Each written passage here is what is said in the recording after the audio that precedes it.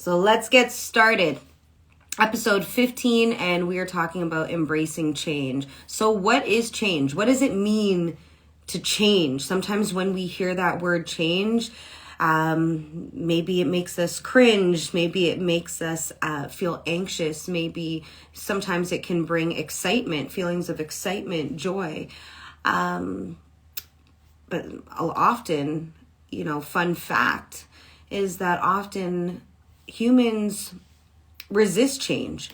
We tend to not particularly like change, especially when it's an unanticipated change, a change that catches us off by surprise. Yeah, absolutely. People don't like it if you change. And absolutely, that's something we're going to talk about a little bit more going into this episode. I'm glad that you mentioned that because it's true. It's sometimes a lot of the times when you are evolving and when you're changing, sometimes there are people that do not want you to change because they like the version of you the way you are. And that could mean because they're benefiting from you in a way, or just you changing means that they may have to change also. And sometimes that might be the key reason for holding back change, especially when it comes to relationships, partnerships. Great comment. Thank you so much. Anyone else? Feel free. Keep putting it in the chat, anything that comes to mind. So what it means to change, it means to transition. It means to alter in some way, to transform. And what's another word for transforming? Another word that comes to my mind is evolve. So when we're evolving, it means that we're growing. And you can't grow or change or you can't grow or evolve if you're staying the same. So to grow and to evolve means to change something. So there's also a degree that we can measure change. So change can come in different degrees, different measurements. So sometimes it could be a little change, a moderate change, and then sometimes there can be a sudden change, a change that it triggers emotional change, strong emotions, or sometimes that change can involve relocating, going somewhere new. What other examples or ideas of change come to your mind when you think about change? It could be anything. Feel free, put it in the chat.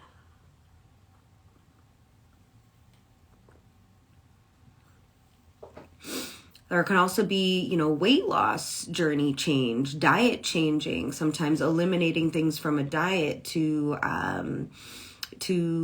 maybe meet a certain goal, whether it's, maybe it's an intolerance, food intolerance, and trying out different foods. Yeah, absolutely. Coming out of the comfort zone. Absolutely. What's one of the biggest feelings that we feel when we meet change? Often it's fear. And where does that come from? The fear of getting out of what makes us comfortable. And so often we're scared to change because we don't want to get out of our comfort zone. And sometimes we've spent a lot of time getting into that mode, into that routine, and then to change it would mean getting out of our comfort zone, experiencing new feelings and being open to something else that maybe you might not have anticipated. So yeah, absolutely. That's a big part of change. Is there maybe there's some changes that you might be going through right now. Maybe there's something in your comfort zone that is pulling you, or a change that wants to pull you out of your comfort zone, and you want to share that. Yeah, absolutely. Fear of failure. Yes, absolutely. When we think of trying something new, often the fear of failure takes precedence in the mindset, in the forefront of the mind, because we start thinking of reasons why it won't work out. Reasons that we talk ourselves out of being open to change because we don't want to feel like a failure, or we don't want to add not working out onto our resume. And sometimes we feel that when something doesn't work out, that it's a bad thing. But often, you might have heard, something not working out is often because it's the place that you need to go is in the other direction. And sometimes we're not able to see that in the moment. And I'll also touch a little bit on that later in this episode. So thank you so much, everyone. Keep it coming. I love it. I love the feedback that I'm getting from all of you. And this is why we're here, just stretching perspective, talking about these real life feelings and perspectives and experiences that we go through on a daily basis as well. Change is constant. That's one thing that I learned when I was just getting kind of into the workforce, and I was kind of transitioning in banking and law, and going into different fields that were constantly changing. And that was one of the mottos that we had to learn to kind of live by in those fields, is that the only thing that is constant is change. And that really stuck with me. It stuck with me for many years into my life right now. And part of being able to anticipate change actually helps me personally to manage shifts in emotion and knowing how to anticipate how some change might impact me or impact others or impact my, what's involved in my daily life. And just going through many recoveries and surgeries and limitations, complications, I've mentioned this before, I've had to reinvent myself in many ways. And often that means going through big changes, and often being in those transitions of change. It wasn't an overnight change. These changes were happening over a course of months, years. And there was often a lot of times where I was frustrated, where I couldn't understand why these things were happening, why the change was required. There's parts of me and my routines and patterns that I didn't want to change. But in order for me to move to the next level of my life, or to even preserve my life in a medical way, I had to welcome the idea of change.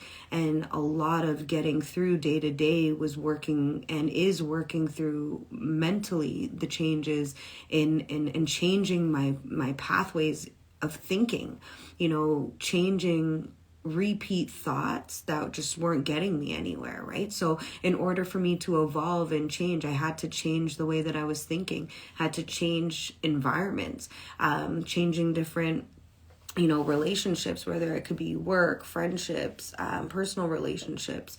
So a lot of that often involved a lot of fear. And sometimes when we're in fear, we're stagnant. We are remaining in one place, and we don't want to. We might be excited and open to wanting to have what's on the other side, but sometimes it's very difficult to implement and go through the process of change. And that kind of leads into the next aspect of this conversation. What are some reasons, other than, like we talked about fear, we talked about getting out of comfort zone, what are some other reasons that we might resist change? I think it was mentioned earlier, is that, sometimes others don't want us to change. And it's very true that sometimes when you're going to a certain place in your life, or you want better for yourself, you want to evolve and personally develop, you will have to leave some people or places or things or habits behind. And sometimes there's a grip that's held on you, and sometimes you're full of empathy, you're full of you don't want to feel like you're leaving somebody behind, but it also challenges others to change and evolve in themselves, and sometimes you have to lead the way, and you have to be that change, that saying, right? Be the change you wish to see in the world, right? So leading by example and hoping that your change can spark that, in others, that need or desire or want to change. So, fear of the unknown. Absolutely. It's really scary to not know what's on the other side of something. And that's also where, trusting yourself and trusting that all change that happens is for your growth. Whether sometimes that growth can be through loss, it can be through transition. So sometimes, loss of a job. And sometimes we think about holding on to things, staying in comfort. Sometimes, you don't get that promotion in the job that you're at, and you continue to stay and not seek, that level of growth anywhere else. Or sometimes, choosing to stay in toxic relationships because the fear of being alone, single, or being, in an unknown situation, maybe just, doing life with a solo income, with it's a single income, and just, maybe co-parenting, and all of these different things that involve change and some element of effort and challenge and trial and error. And sometimes we say we don't have time to change because we don't want to put in the effort or the commitment that's required to facilitate the change in a healthy way. And often a good change and a change that is healthy, it does take a while to get to that, but it all starts with your decision to make that change. And sometimes change can look like going through repetitive situations until you get so tired of being in the same situation that you have no choice but to change. So there's some other ways that we can also resist change. Procrastination, right? Just delaying on making a decision, stalling. Sometimes that means creating conflict and drama where there isn't any, just because we want to stall on making a decision, or we want to stall in staying in the same place, or keeping a toxic emotional cycle going because we don't want to lose something. So sometimes rather having something toxic rather than not having it at all can sometimes be that comfort that is needed for someone, rather than pushing themselves out of the comfort zone, getting uncomfortable to be able to facilitate that change. In order to change, we have to change the way we think. And when you will know when you're changing, when your environments change, relationships change, patterns change, the things you watch changes, the conversations that you engage in, they change. So if you take notice, a lot of things are aligning with the energy that you're putting out, and the things that you tolerate, the changes that you're not making, and then the changes that you are making. So also, like having those repeat scenarios, replaying the same thing. Sometimes that's replaying the same thoughts in your own head because you don't want to change. So we're just repeating the same dialogue, the same conflict, the same excuses, the same everything that keeps you where you are. So another thing is avoidance. Another way that we resist change is avoidance, right? Just sometimes that's vices. Sometimes it's avoiding important conversations. Sometimes it's avoiding that therapy session, that counseling session, and we just skip it completely because we don't want to continue on with the process of change, because sometimes it simply just feels too hard, too difficult. Sometimes you really want to give up, and speaking from experience, often the times that you're about to give up is the moment that you're in that change. So I encourage you to keep going. This comment here, leaving behind what you have built, is it right? Worrisome.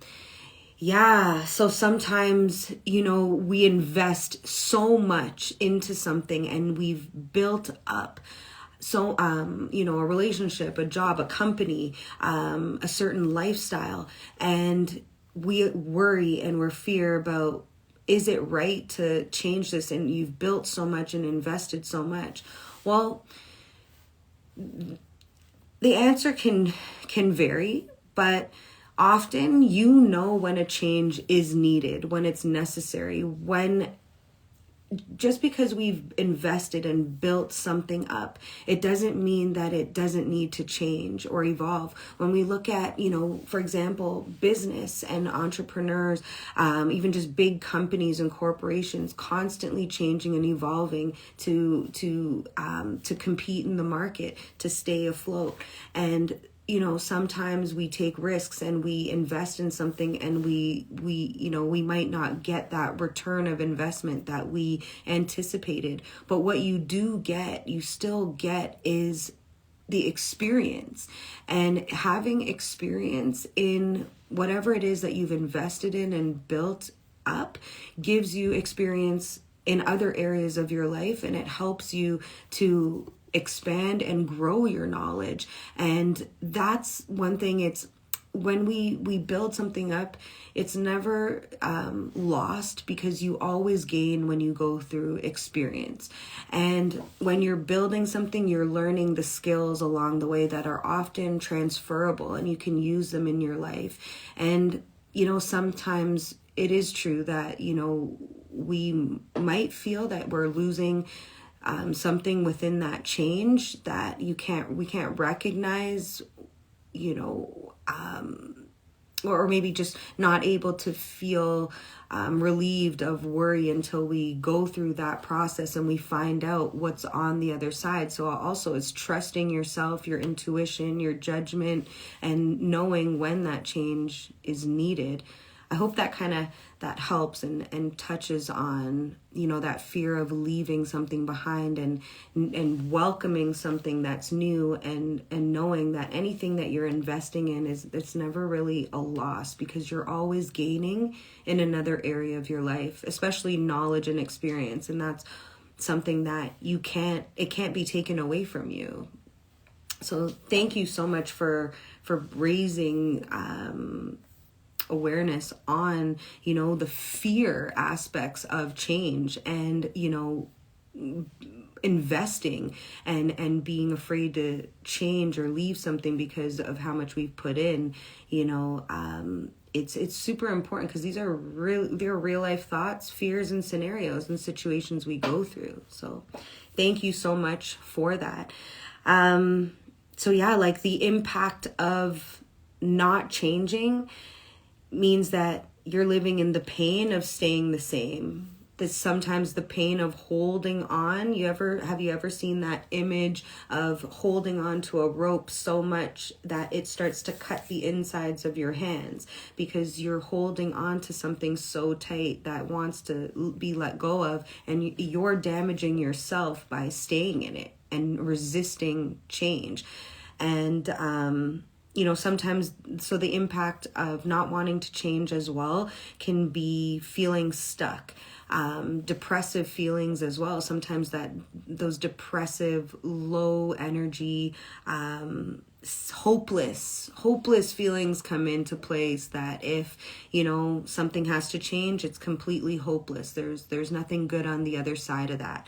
So, negative mindsets and perspectives and distorted thoughts, because we're just putting ourselves down before we even try or give that change a chance.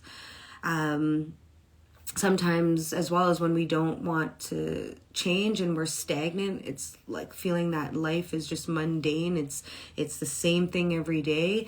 And when we're not changing the dimensions of the mind, the emotional body, or the physical body. And like a muscle, it needs to be expanded and trained and worked to be able for us to evolve. We are humans. We are,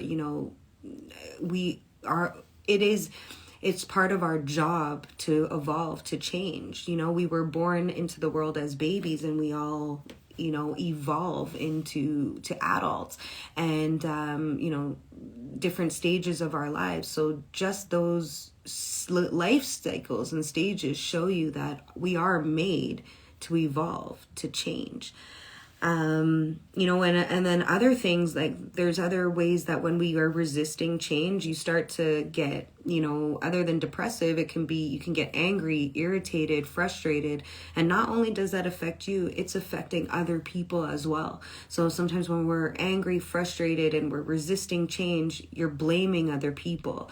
You're, blaming others for a change that's necessary.